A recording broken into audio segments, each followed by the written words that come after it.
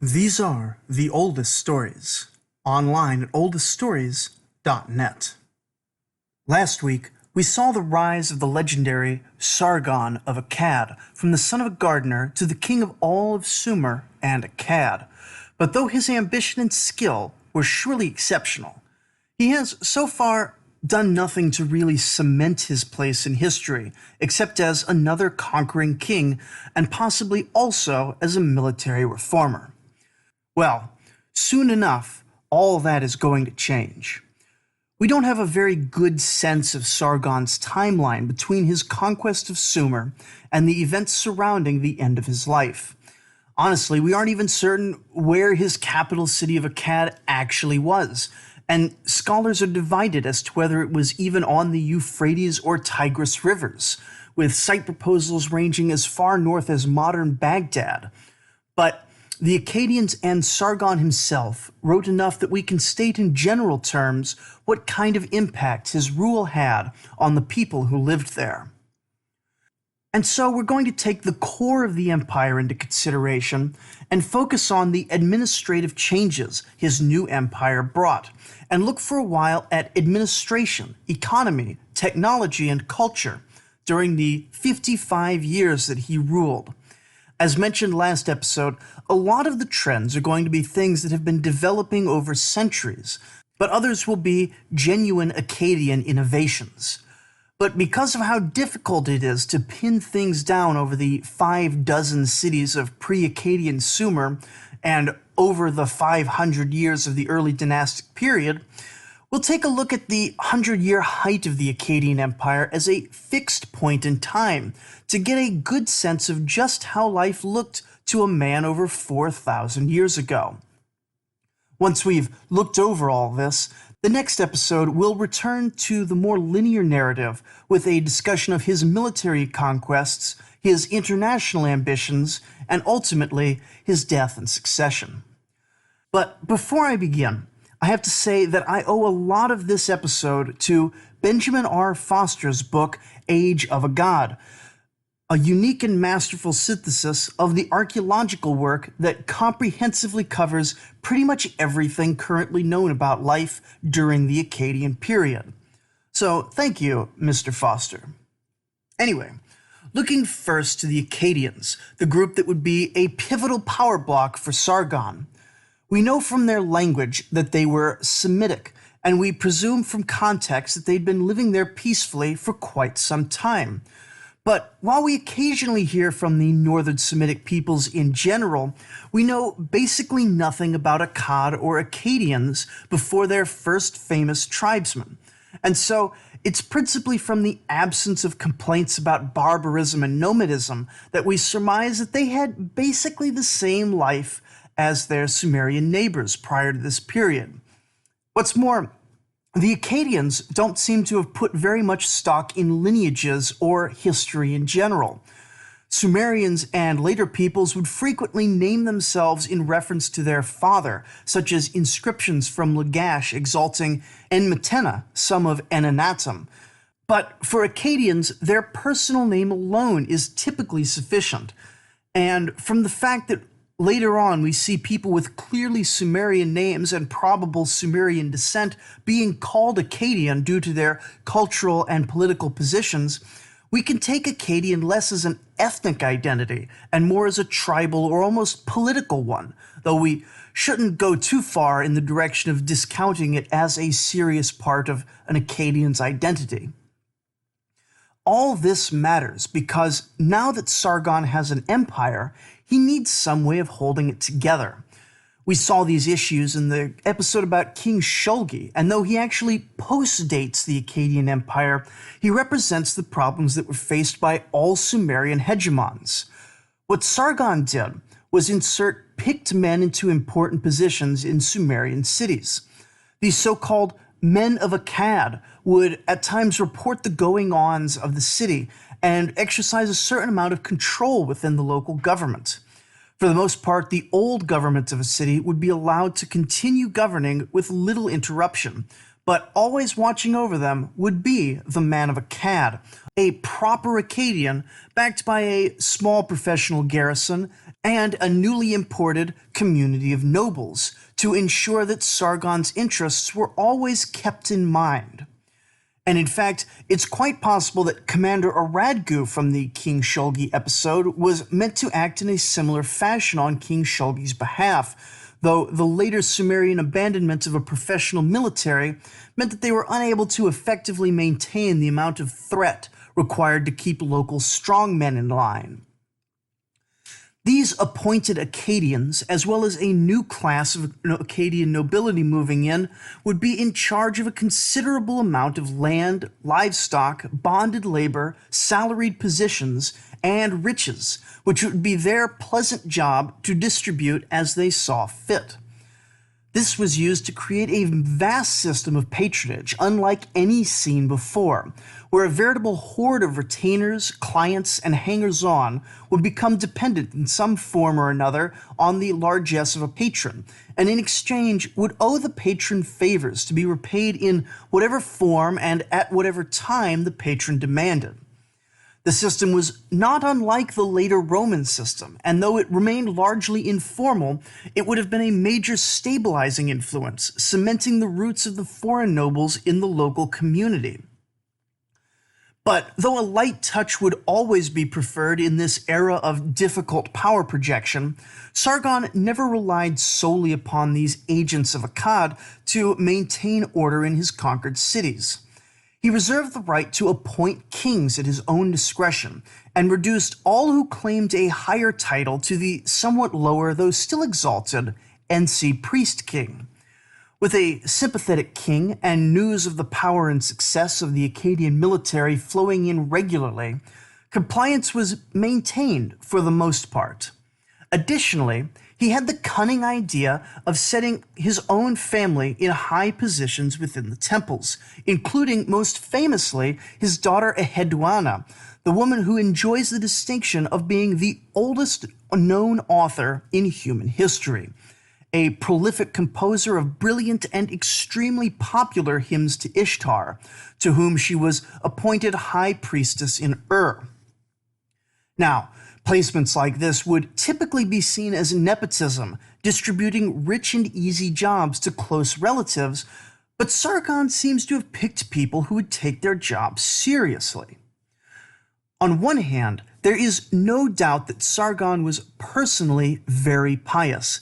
He even had his own personal god, Ilaba, one of many war gods, and had no desire to offend the gods by appointing bunglers to maintain the divine houses.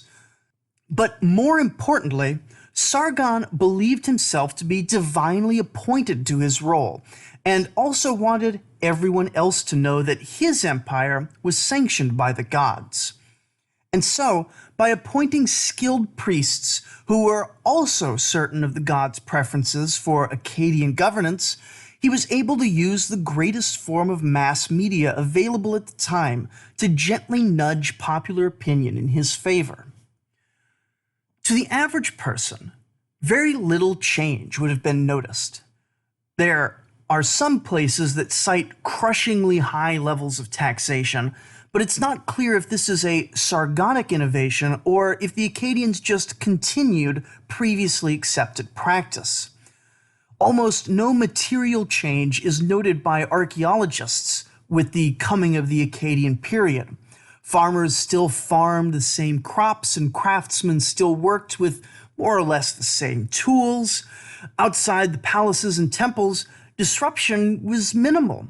The particular wars and labor projects that the commoners were conscripted into may have changed, but the fact of regular conscription was as old as civilization in Mesopotamia.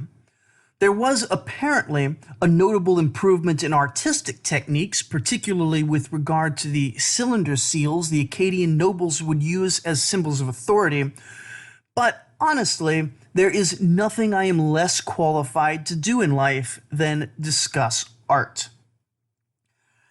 The average person, at most times in history, including this one, was a farmer. In the episodes on Lagash, I discussed how factors inherent in the Sumerian economy slowly pushed more and more people out from being freeholders to being tenant farmers. But In this period, the balance shifts. With the conquest of Sumer, a whole new class of nobles is formed that carve territories out for themselves. This disruption breaking up many older estates, cutting the power of the old nobles in a city. Additionally, the web of patronage saw many people gifted lands outright, rather than simply being hired to tend a noble's land, and the two forces worked together to restore the place of small family farms in Sumerian society. So that's a good victory.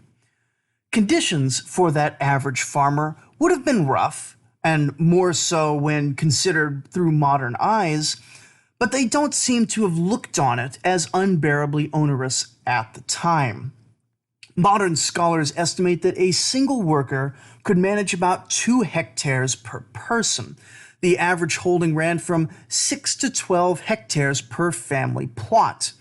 Recall from the episode on wisdom literature that the best practice was to operate in small teams of 3. So 3 to 6 people operating during harvest season is about right for an extended family, maybe parents with a few adult children. Tax rates could be as high as half the crop, and a tenant farmer might only be allowed to keep a third of their harvest, though the tenant would also expect to be paid a certain amount in compensation for working the land, which is part of what motivated the Akkadian nobles to prefer small holdings. They sacrificed a level of direct control over the land in exchange for not shouldering the burden of risk, leaving instead the smallholders to benefit in good times and suffer alone in bad times. Besides, the political concerns that drove the Sumerian nobles to want to be more powerful in their city were less important because, of course, the Akkadian nobles were put in there by the sword and not by general agreement of the community. Still, even with these shocking rates of taxation, many farmers and also many pastoralists who experienced similar conditions managed to produce enough for themselves and enough surplus to sell on the market if the year wasn't too hard. Another class that saw little change with the shift to the Akkadian Empire was slaves. While no one had any great desire to become enslaved, scholars believe that Akkadian and Sumerian slaves were relatively well treated.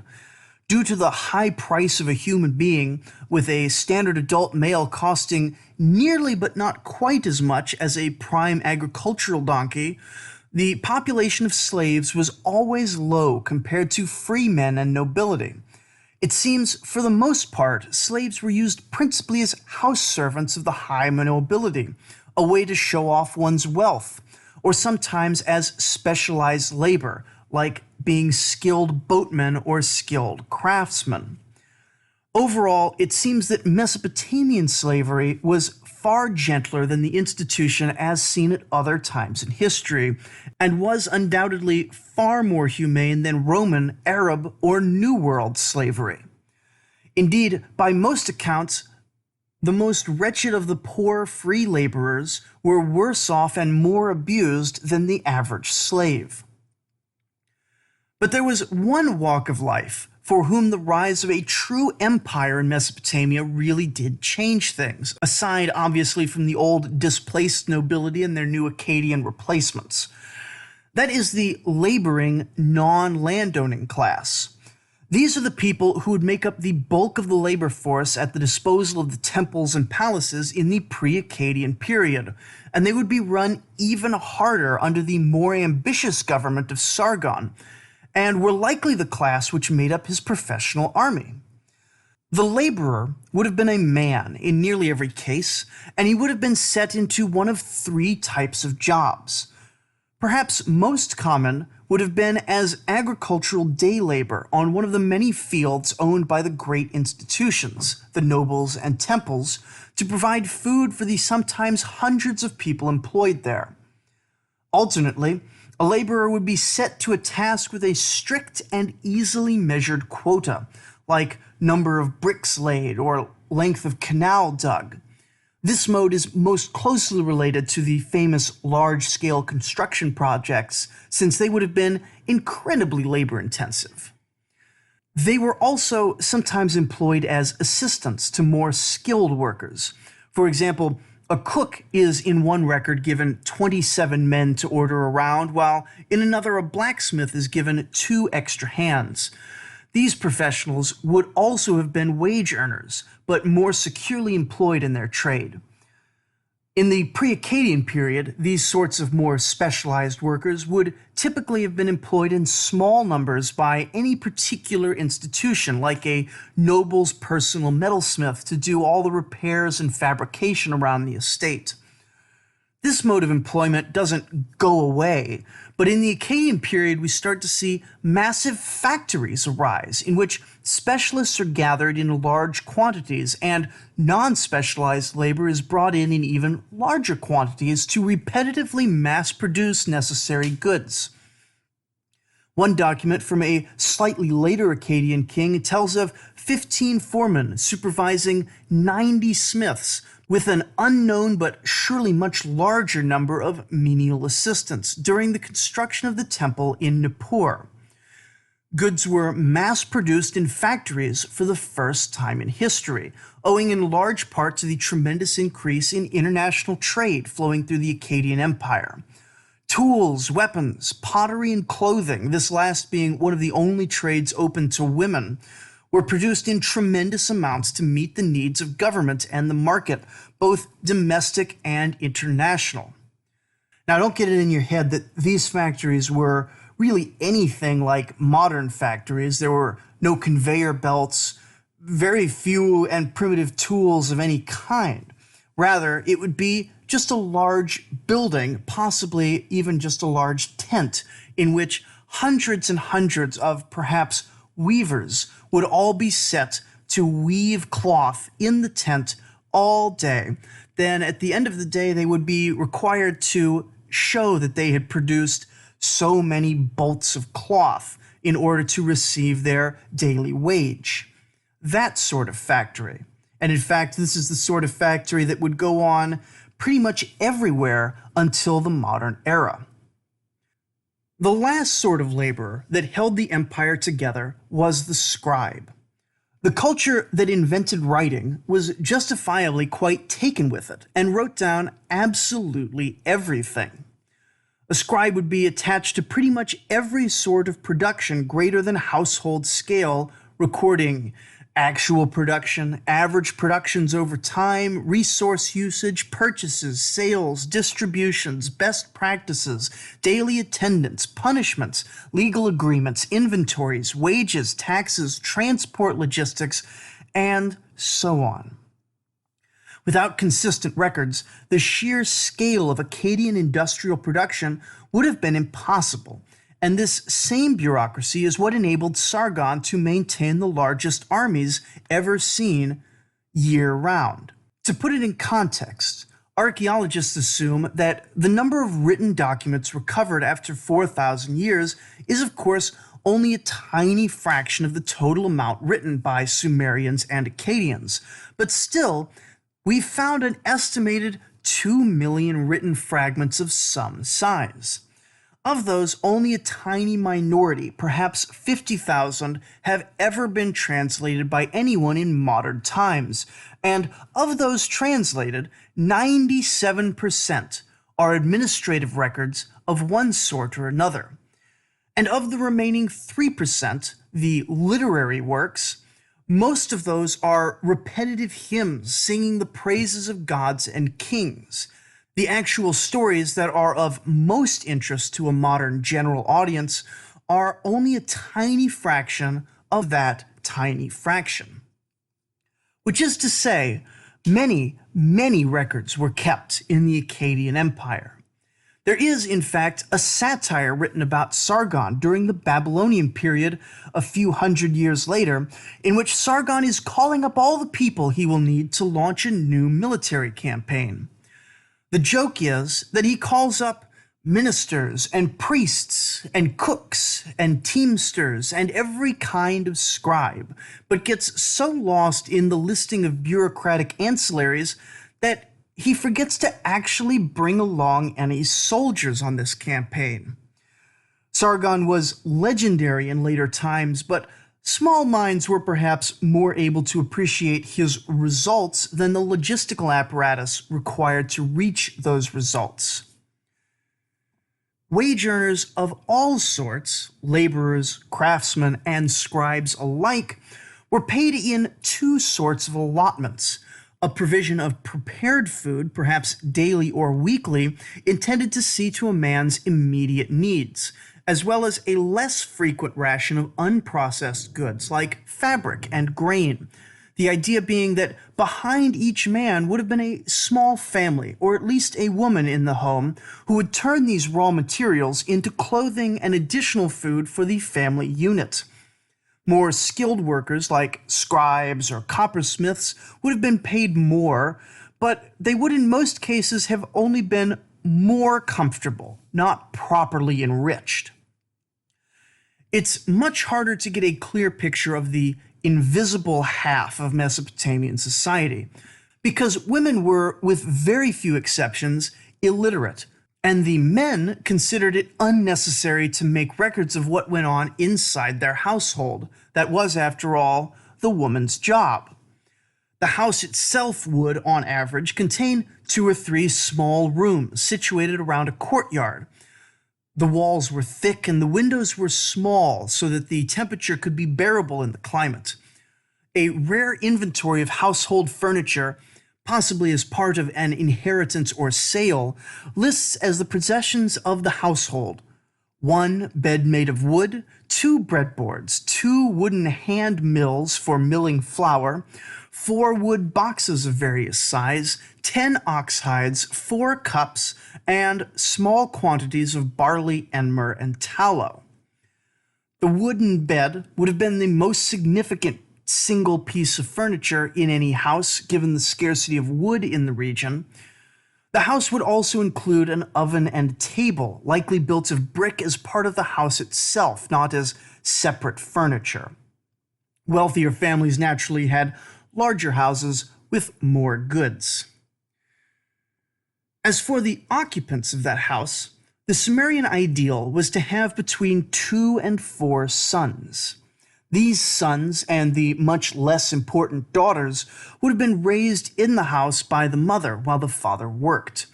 Notionally, the woman never left the house, but there is enough evidence to suggest that this was taken somewhat loosely and that the home was not literally a prison for any but the most oppressed of wives.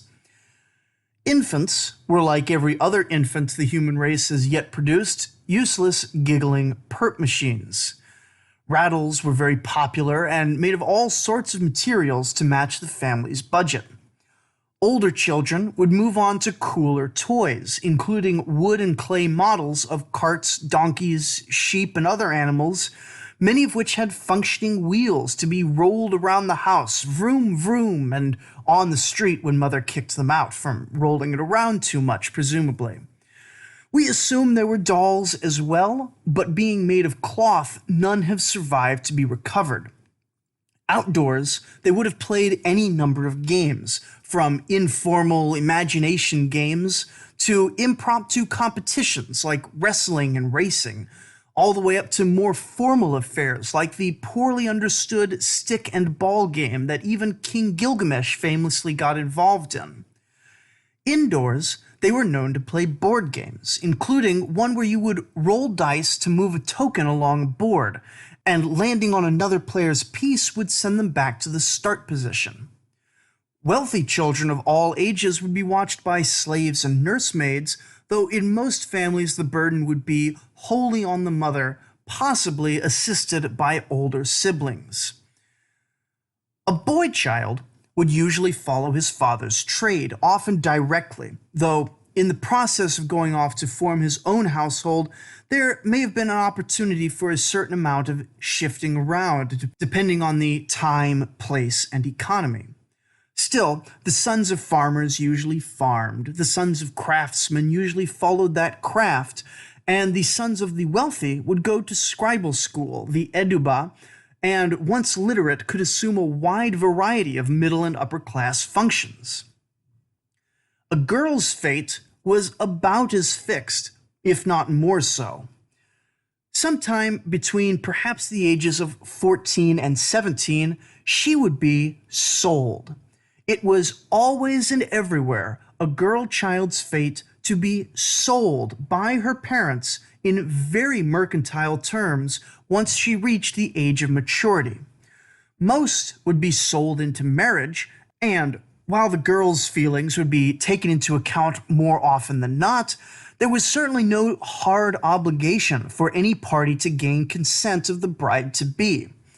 Some would be sold into temples as priestesses for the high-born and as servants for the low-born, a fairly prestigious fate in either case, while on the other side of fortune, girls who could not bring in enough wealth with a bridal contract would be sold into slavery or prostitution. Still, slaves, prostitutes, and priestesses were the exception. The average Akkadian woman had only a single career path open to her: cooking, cleaning, weaving, birthing, and mothering would have occupied most of the day, especially in the pre-industrial age when so much more had to be done by hand with few or no good tools.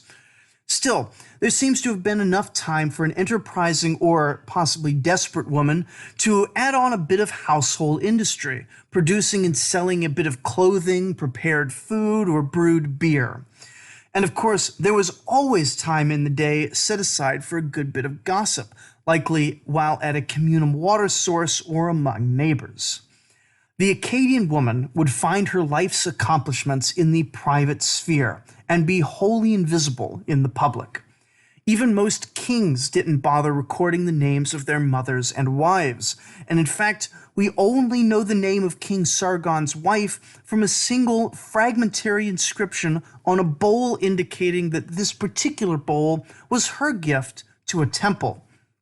What's more, her name is given as Tashlultum, a word meaning spoils of war, which one assumes was not the name her mother gave her at birth and implies quite a lot about her personal biography. The one thing an Akkadian woman did not usually have to worry about was polygamy, since though it was legal, it was exceedingly rare even among the nobility. With a loving husband, many women would have found good, if circumscribed, lives, and evidence points to the average family being a generally happy one, much like every other culture in the world. A hard life under a hard sun would have aged the average Sumerian or Akkadian much quicker than we're used to nowadays. Life expectancy at birth is estimated to be as low as 26 years, though much of that is infant and early childhood mortality.